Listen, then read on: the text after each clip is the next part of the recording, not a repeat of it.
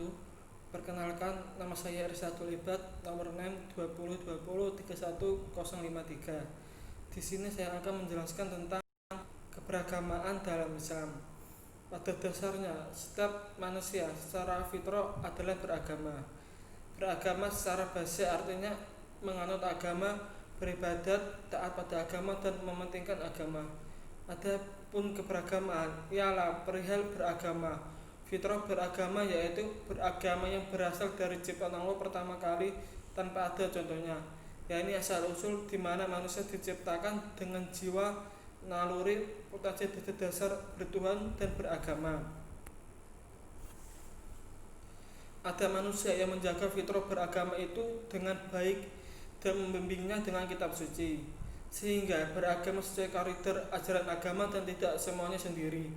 Mereka yang beragama pun ada yang serba verbal, yang lainnya verbal plus substansial. Ada pula manusia yang tidak menjaga fitrah beragama atau tidak menyadarinya, tidak menghidupkan fitrah beragama itu, bahkan karena berbagai faktor menjauhi fitrah itu, termasuk tidak menganut agama tertentu atau agnotis. Lebih jauh lagi, ada manusia yang menentang keberadaan agama dan kehadiran fungsi agama dan anti Tuhan atau disebut ateis. Keberagamaan ada 3 macam. Yang pertama, keberagamaan substansif. Beragama secara pokok memerlukan syariat yang bersifat rukun atau verbal. Tetapi selain itu, beragama juga memerlukan dimensi hakikat dan marifat yang saat ini disebut dengan substansialisasi agama atau beragama yang substansif.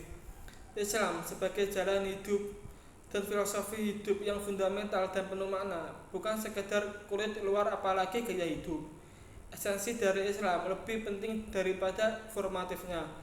Esensi dari agama yang substansif antara lain terwujud dalam kesalahan diri dan kesalahan sosial, melakukan pengentasan kemiskinan dan keterbelakangan, pemberantasan korupsi, hidup bersahabat dengan umat lain, dan sikap tolong menolong.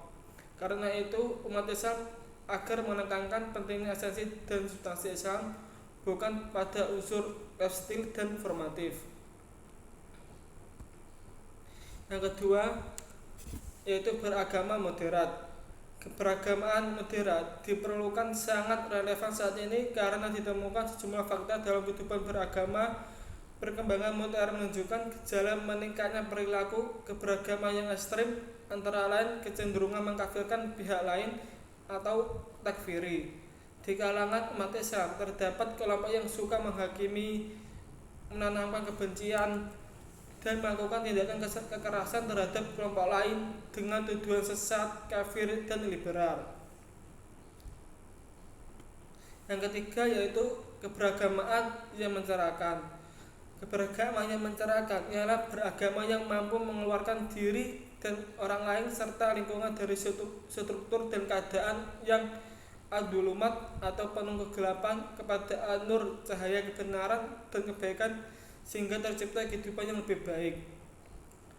Keberagamaan yang mencerahkan ada 7.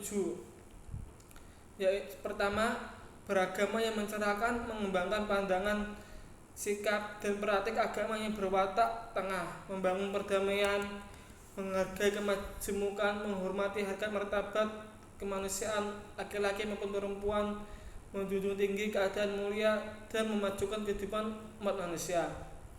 Kedua, beragama yang mencerahkan ialah menghadirkan risalah agama untuk memberikan jawaban atas problem-problem kemanusiaan berupa kemiskinan, kebodohan, ketertinggalan, dan persoalan-persoalan lainnya.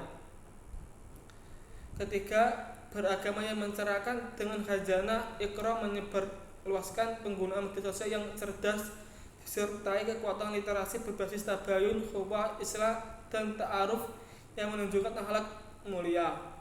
Keempat, dalam beragama yang mencerahkan, jihad dalam pandangan bukanlah perjuangan dengan kekerasan, konflik, dan permusuhan. Kelima, dengan spirit beragama yang mencerahkan, umat Islam dalam beragama dengan berbagai permasalahan dan tantangan kehidupan yang kompleks dituntut untuk melakukan perubahan strategi dari perjuangan melawan sesuatu kepada perjuangan menghadapi sesuatu dalam wujud memberikan jawaban-jawaban alternatif yang terbaik untuk mewujudkan kehidupan yang lebih utama.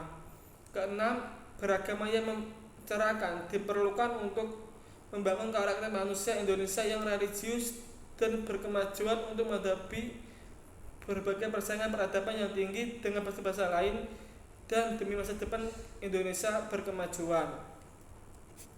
Yang ketujuh atau terakhir, beragama yang mencerahkan diwujudkan dalam kehidupan politik yang berkeadaban leluhur disertai jiwa ukhuwah, damai, toleran, dan lapang hati dalam perbedaan pilihan politik.